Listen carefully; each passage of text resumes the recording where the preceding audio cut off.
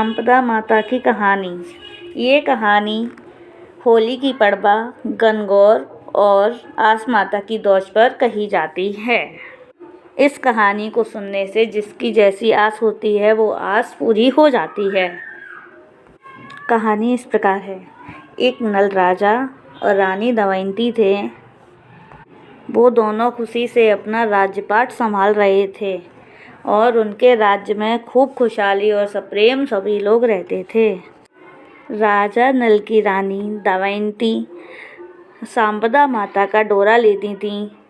उस डोरे को वो होली की पड़वा पर लिया करती थीं। एक दिन उनकी दासी के पति बीमार थे तो उनको किसी ने सांपदा माता का डोरा कोई लेता हो उसको धो करके उनको पिलाने के लिए बताया था और उनके गले में बांधने को बताया था। ये बात दासी ने रानी से कही कि रानी, हम जो मांगेंगे वो आप देंगी। रानी ने कहा देने लायक होगा तो दे देंगे। दासी ने फिर कहा जो मांगे सो पाएँ। रानी बोली जो देने लायक होगा तो दे देंगे। दासी बोली जो मांगूँ सो पाऊँ। रानी बोली देने लायक होगा तो दे देंगे। तिरवा चवरवालिया मांगूँ सो पाऊँ, मांगूँ सो पाऊँ, मांगूँ सो पाऊँ। रानी बोली देने लायक होगा तो दे देंगे, देने लायक होगा तो दे देंगे, देने लायक होगा तो दे देंगे। दासी बोली सांपदा माता का जो आप डोरा लेती हो वो मुझे दे दीजिए। मेरे पति बीमार हैं। मुझे किसी ने बताया है कि इस डोरे को धो करके पिलाने से वो सही हो जाएंगे और उनके गले में बांधने से उनकी सारी बीमारियां दूर हो जाएंगी। रानी ने वो डोरा दासी को दे दिया। दासी ने ले जा करके उस डोरे को धोलकर पानी उसके अपने पति को पिला दिया। उसके पति के गले में उस डोरे को बांध दिया जिससे वो उसका पति सही हो गया। जिस दिन से रानी ने सांपदा माता का डोरा दासी को दिया उसी दिन से राजा के स्वप्न में सांपदा माता दर्शन देने लगी। खूब बढ़िया श्रृंगार करे हुए माता का स्वरूप देखिए। खूब बढ़िया श्रृंगार करे हुए बढ़िया चुनरी लहंगा चुन्नी पहने हुए माता आती हैं और राजा से रोजाना स्वप्न में कहती हैं कि राजा मैं तो तेरे से चली, राजा मैं तो तेरे घर से जा रही हूँ, राजा मैं तो तेरे घर से जा रही हूँ। राजा ने एक दिन रानी से कहा कि रानी मुझे रोजाना रात को खूब बढ़िया ओढ़े पहने एक बहू बिटिया दिखती है, एक बढ़िया रानी दिखती है, स्त्री दिखती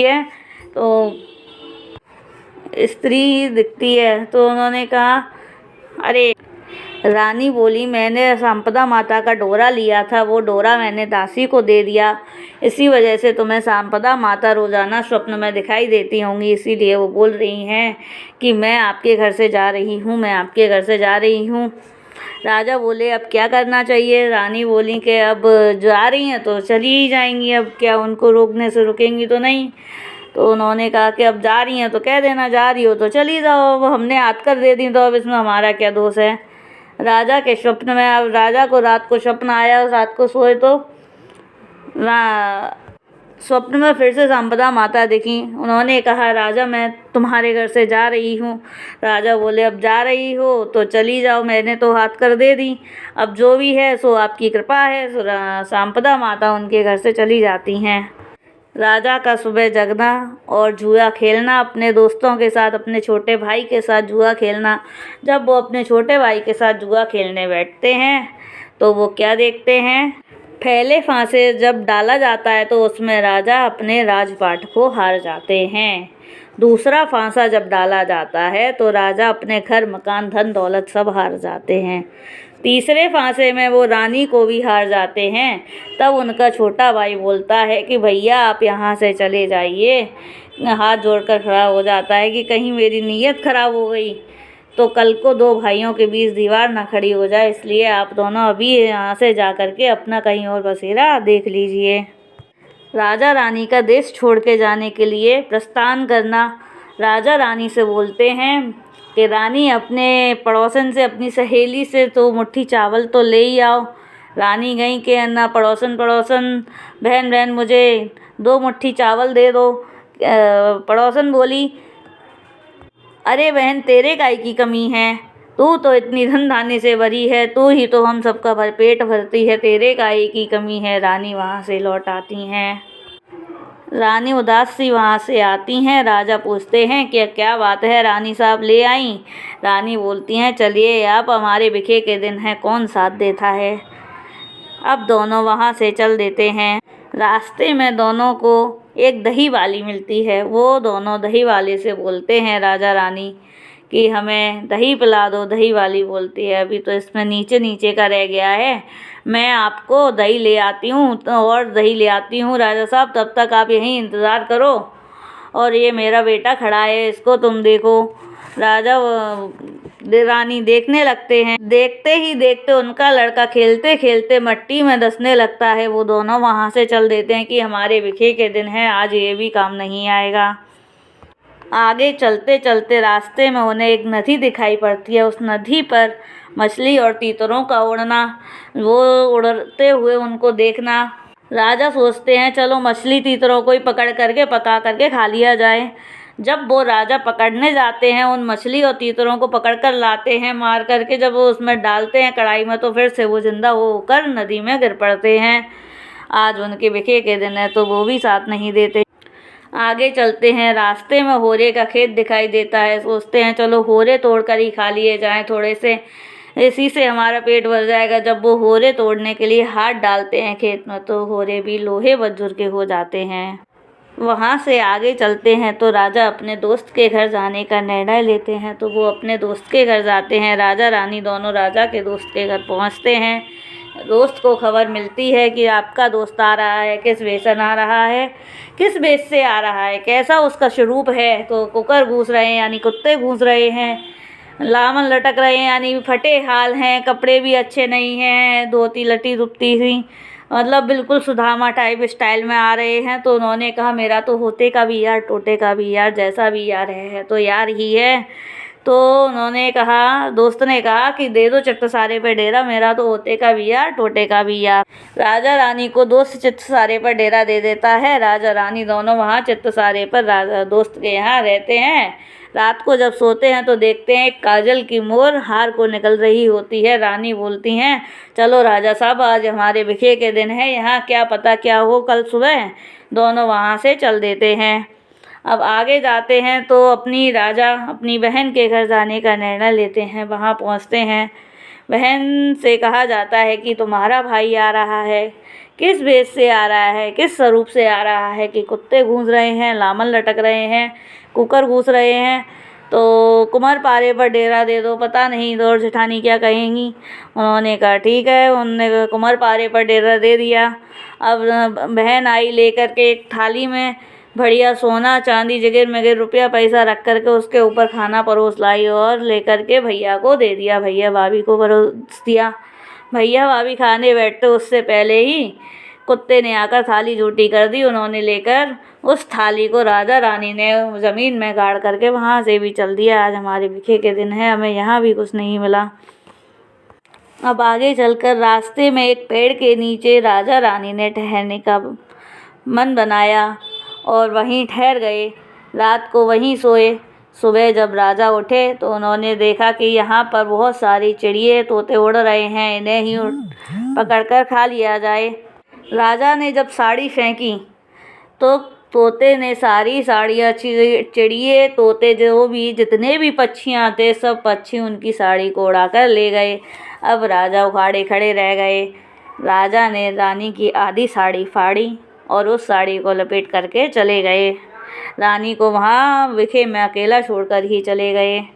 रानी बोली हाय राम, हमारे राजा साहब तो चले गए, अब हम क्या करें, कैसे आगे जाएं, कहाँ जाएं। तब तो रेत बिछी रहती थी धरतियों पर, तो पता चल गया कि ये रेत पर राजा साहब के ही पैर हैं।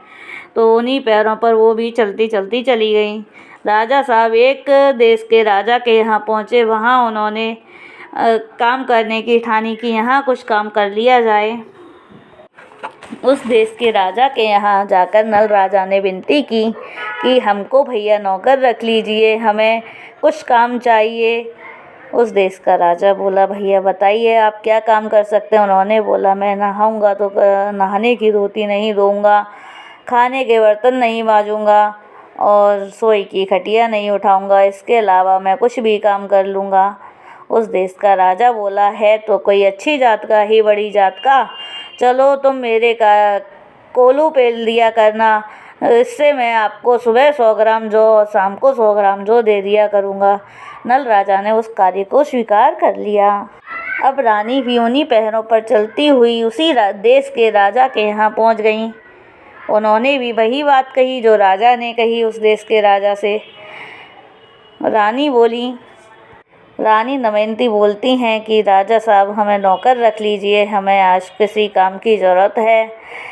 उस देश का राजा बोलता है कि बोलिए, आप क्या काम कर सकती हैं। उन्होंने बोला, मैं नहाने की धोती नहीं दूंगी, खाने के बर्तन नहीं मांजूंगी, सोए की खटिया नहीं उठाऊंगी, बाकी सभी कार्य कर दूंगी।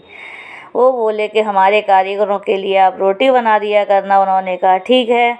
उन्होंने कारीगरों के लिए रोटी बनाना शुरू किया। उन्हें 100 ग्राम जौ सुबह मिलते हुए और शाम को भी मिलते, वही राजा को मिलते। दोनों जने कूट पीस कर खाना बना लेते और दोनों जने खाना खा लेते। अब दोनों का कारोबार खूब बढ़िया चलने लगा।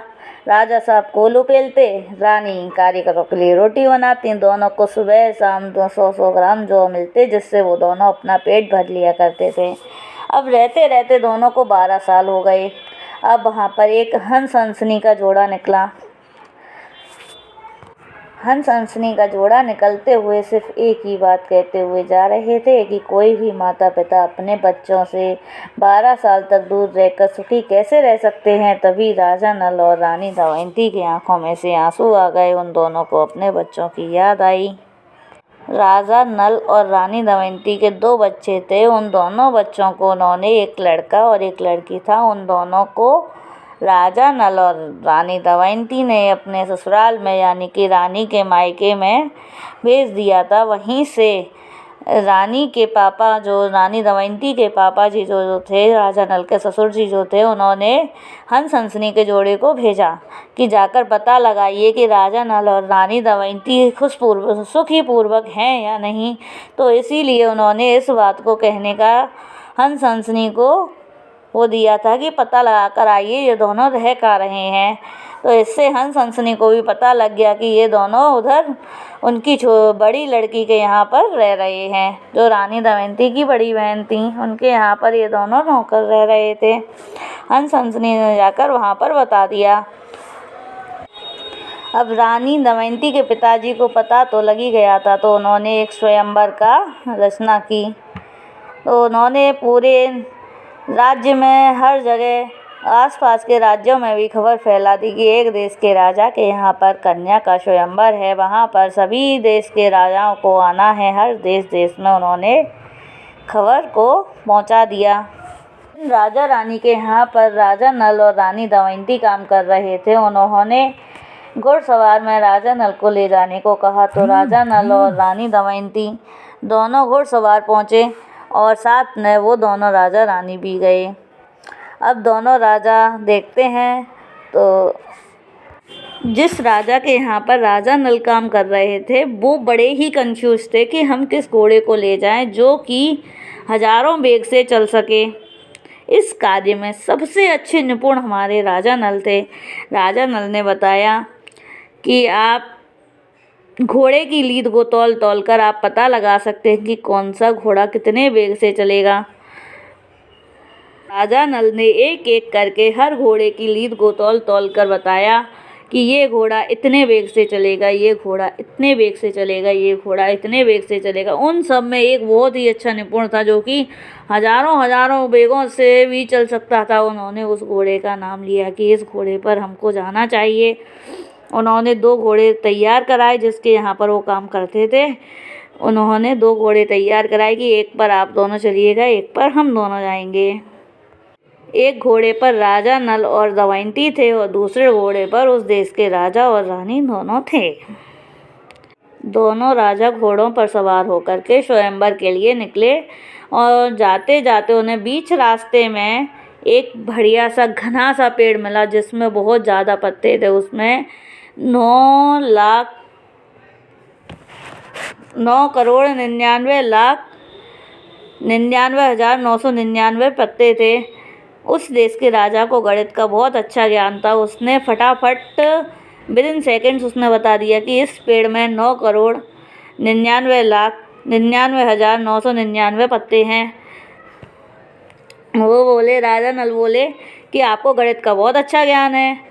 दूसरे देश का राजा बोला, जिसके यहाँ वो काम करते थे, वो बोला कि आपको घोड़े का बड़ा ज्ञान है, आप हमें सिखा दीजिएगा, हम आपको इसका गणित का ज्ञान सिखा देंगे। दोनों ने आपस में हाँ कर दी कि हाँ, हम आपको गणित का ज्ञान सिखा देंगे, आप हमें घोड़े का ज्ञान सिखा देना। आगे चलते चलते दोनों को उस देश के राजा के यहाँ पहुँचे।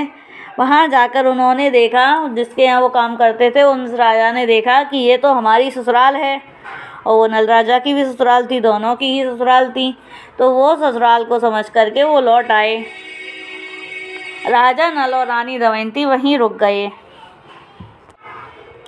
वहाँ पर राजा नल ने अपने ससुर जी से कहा, हमें नौकर रख लीजिए। तो वो तो पहचान ही नहीं पाए, क्योंकि जब वो घर से निकले तो एक काले सांप ने उन्हें फुसकार मारकर दोनों को काला कर दिया था, तो उन्हें कोई पहचान ही नहीं सकता था।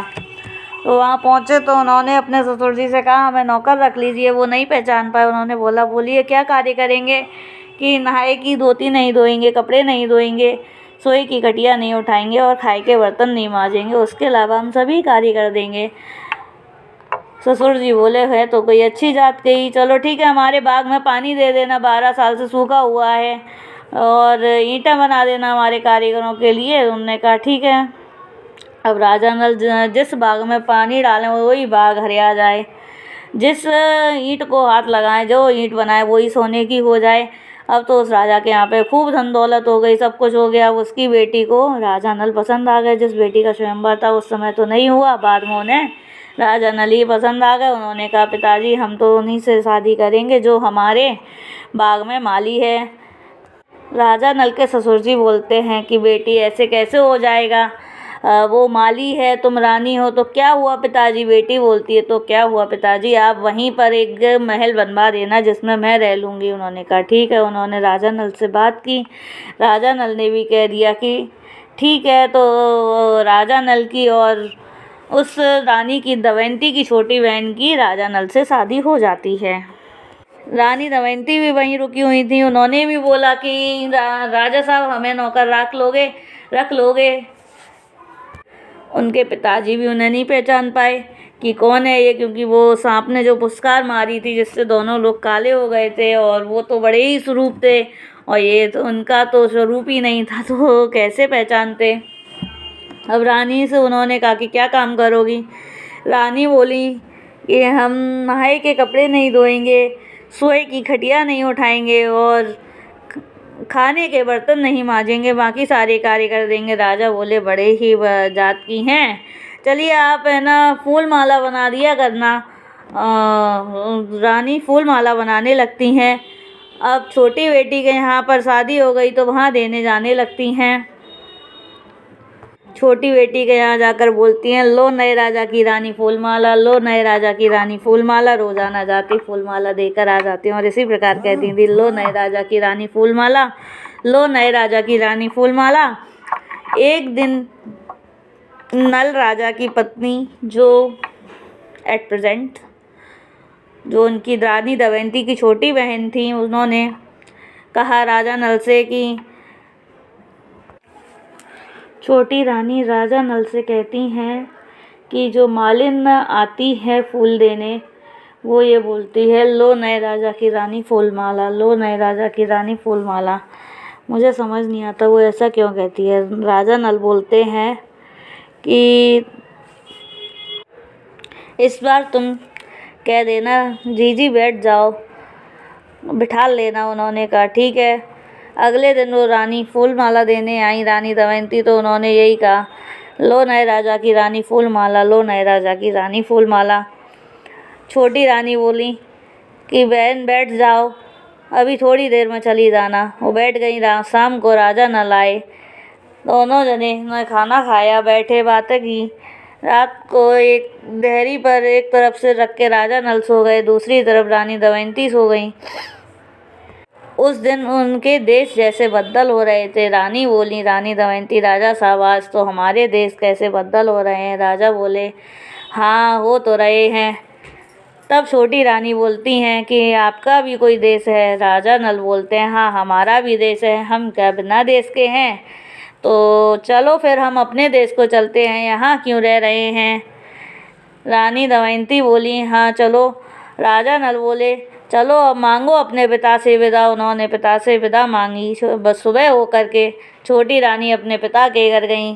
पिताजी हम अपने देश को जाना चाहते हैं। हमारे राजा बोले कि तुम्हारा भी कोई देश है? कि हाँ है ना, उनका भी देश है। अब तो बड़ी रानी जो रानी दमयंती थी, उन्हें भी अपनी याद आई कि अब हम यहाँ कैसे रहेंगे। उन्होंने अपने पिताजी से कहा, सीधे सांप के यहाँ पहुँची। जो तक्षक सर्प था, जो नाग ने उनको फुसकार दी थी, उस नाग के यहाँ गई, जिसने उनकी फुसकार खींच ली दोनों की, जिससे उन दोनों को समझ आ गया।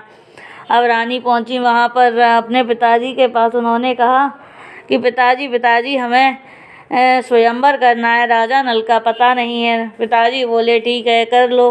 स्वयंवर करा तो उसमें उन्होंने राजा नल से पहले बात कर ली कि तुम्हारे रूप में स्वरूप में कौन कौन आ सकता है। राजा नल बोले कि हमारे स्वरूप में इंद्रादि ब्रह्मा आदि देवता आ सकते हैं। नारद, ब्रह्मा, इंद्र देवता आ सकते हैं। उन्होंने कहा ठीक है, तो कैसे पहचान करेंगे हम? कि पहचान ऐसे करना कि देवताओं के पैर धरती से नहीं लगते, आँखों की पलकें नहीं झपकती। रानी ने वैसा ही किया। सुबह देव उठी, उन्होंने स्वयंवर रचा उनके पिताजी ने। तो राजा नल आए, सबसे आगे बैठ गए। पीछे इंद्रादि देवता बैठ गए। इंद्र, नारद और ब्रह्मा आदि देवता सभी पीछे बैठ गए। रानी ने आगे ही राजा नल के सबसे पहले वरमाला डाल दी और बाकी सबके एक आध घूंघट करके पैर छू लिए। सब लोगों ने सोचा जेठ ससुर मान रही है। सब लोग उठकर चले गए। राजा नल का जैसे ही पता चला, उनके पिताजी ने, दमयंती के पिताजी ने उन दोनों को उनके बच्चे लौटाए और हाथ जोड़कर खड़े हो गए कि अब रानी दमयंती के पिताजी ने कहा, राजा नल से आप मेरी दोनों बेटियों को ले तो जा रहे हैं, लेकिन पहले है ना आप मुझे ये बताइए कि मैं इन दानों से छुटकारा कैसे पाऊँ। राजा नल बोले कि दानों से छुटकारा सिर्फ तुम ही पा सकते हो। उन्होंने बोला राजा ने कि मैं तो इनसे बहुत तंग आ गया हूँ। राजा नल बोले चलो ठीक है, मैं दानों को देखता हूँ। राजा नल दानों को बस में करने के लिए चल दिए। उन्हें रास्ते में दो साधु मिले। दो रास्ताएं थीं, दोनों रास्तों पर एक एक साधु बैठे मिले। राजा नल ने दोनों साधुओं से पूछा कि ये रास्ता कैसी है और ये रास्ता आपकी रास्ताएं कैसी हैं। दोनों साधुओं ने बताया, एक रास्ते में 100 भूखी भट्टी राक्षसी महिलाएं मिलेंगी जो कि तुम्हें खा जाएंगी, और ये रास्ता 6 माह की है, और एक रास्ता है साल भर की। उन्होंने राजा नल ने कहा, साल भर की रास्ता किस प्रकार है? दूसरा साधु बोला, साल भर की रास्ता इस प्रकार है। इस रास्ते में बहुत ही अंधेरा होगा, खूब सारे पहाड़ होंगे, ऊंची नीची जगह होगी, जिसमें आपको ये डंडा ले जाओ, इससे आपको जगह कर करके देखकर जाना पड़ेगा, और ये चश्मा ले जाओ जिससे अंधेरे में भी आपको उजेला दिखाई देने लगेगा। आप अंधेरे भरे रास्ते और पहाड़ों को जब पार कर जाओगे तो वहाँ आपको एक बढ़िया चमकदार रोशनीदार एक कमरा दिखाई देगा, जिसमें 100 इंद्र की परियों के पलंग बिछे होंगे। उन पर लोटपोट हो जाना, जिससे वो सारी परियां, इंद्र की परियां अपना पति समझेंगी और तुमसे कुछ ना बोलेंगी। जब उन 100 पलंगों को जब तुम पार कर जाओगे लोटपोट करके, तब तुम आगे दाने के यहाँ पहुँचोगे तो वहाँ तुम्हें एक कन्या खड़ी मिलेगी। उसे तुम अंगूठी दिखा देना, जिससे उनकी लड़की भस्म हो जाएगी, और इसी प्रकार तुम्हें दाने भी भस्म हो जाएंगे। राजा नल आगे चल दिए। उन्होंने देखा रास्ता बहुत डरावना, बहुत ही भयंकर अंधेरा, बहुत ही ऊंचे नीचे पेड़ और पर्वत, उन पर राजा नल चलते जा रहे हैं। जो डंडा उन्होंने दिया और जो चश्मा दिया, तो उस चश्मे को पहन लिया, जिससे उन्हें अंधेरे में उजाला दिखाई देने लगा, और उस डंडे से वो खोद खोद कर जाने लगे, रास्ता देखते देखते जाने लगे। तो वहाँ पर जब उन्होंने अंधेरा भरा पहाड़ों भरा रास्ता जब क्रॉस किया, तो उन्हें 100 इंद्र की परियों के पलंग दिखाई दिए। उन 100 इंद्रों की परियों के पलंग पर राजा लोटपोट हो गए। जब उन्होंने 100 इंद्र की परियों के पलंग, जब 100 पलंग उन्होंने जब पार किए, तो वहाँ उन्हें एक छोटी सी कन्या, दाने की कन्या खड़ी दिखाई दी। बढ़िया 16 साल की कन्या थी। उन्होंने उसको अंगूठी दिखा दी, अंगूठी पहना दी। लड़की खुश हो गई, दाने खुश हुए, तो वो लेकर के अपने ससुर जी के यहाँ पहुँचे। ससुर जी बोले कि अब इन दानों का मैं क्या करूँगा। उन्होंने अपने ससुर जी को सुपुर्द कर दिए कि ये लो दाने बस में हो गए, मैं आपको सुपुर्द करके जा रहा हूँ। ससुर जी बोले कि भैया हम नहीं इनको संभाल पाएंगे, ये आप अपने साथ ही ले जाइए। वो अब तीनों लड़कियों को लेके जाने लगे, क्योंकि दानों ने भी अपनी लड़की का विवाह उन्हीं के साथ करा दिया, तो दाने भी बस में हो गए। तो वो लड़की, एक रानी दमयंती और रानी दमयंती की छोटी बहन, तीनों रानियों को लेकर के राजा अपने देश को चल दिए। अब वहाँ से जब वो आगे चले तो पहले बहन के घर पहुँचते हैं। बहन के यहाँ लोगों ने खबर कर दी थी कि आपका भैया आ रहा है। बहन बोली किस स्वरूप से आ रहा है, किस वेश से आ रहा है, उसका क्या स्वरूप है। सब लोग बोले कि ना बढ़िया, 10 आगे 10 पीछे लोग चल रहे हैं, 3 रानियों के साथ आ रहा है। उन्होंने कहा दे दो चित्त सारे पर डेरा, उसको चित्त सारे पर रोक दो। उन्होंने कहा ठीक है, पर राजा साहब तो राजा साहब ही थे। नल राजा ने बोला नहीं बहन, हम तो वहीं रुकेंगे जहाँ हम पहले रुके थे, कुमारपारे पर। उन्होंने कहा ठीक है, अब वहाँ पर रुके, तुम तो हमारे ही करखे खा गए हो, खाया आए हो, इसीलिए तुम ऐसी बात कर रहे हो। उन्होंने कहा नहीं, मैं राजा साहब बोले। रानी दमयंती बोली कि है ना, हमने ऐसा नहीं किया बहना, आपका तो इसी में गड़ा हुआ है। उन्होंने मट्टी खोद करके उनको दिया और वहीं पर ठहरे। बहन के ज़्यादा कहने पर वो कुमारपारे में रुक गए। वहीं अगले दिन जब राजा नहाने नदी पर गए, कुएं पर गए, तो उन्होंने जब पहली बाल्टी डाली तो उसमें हद की गांठ, दूसरी बाल्टी डाली तो उसमें जौ की बाल, तीसरी में सूत की अड़ियाँ। अब उन्होंने रानी से कहा रानी आज तो आपका कोई त्योहार है। रानी बोली हाँ, आज तो हमारा सांपदा माता का डोरा लेने का दिन है, आज होली की पड़वा है।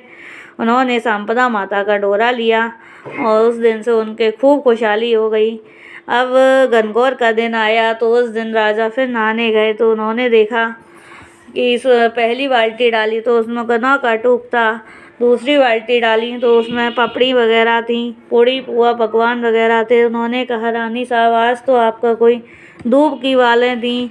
ऐसे करके उन्हें उसमें आइटम मिले, तो उन्होंने रानी ने समझ लिया आज तो गणगौर है।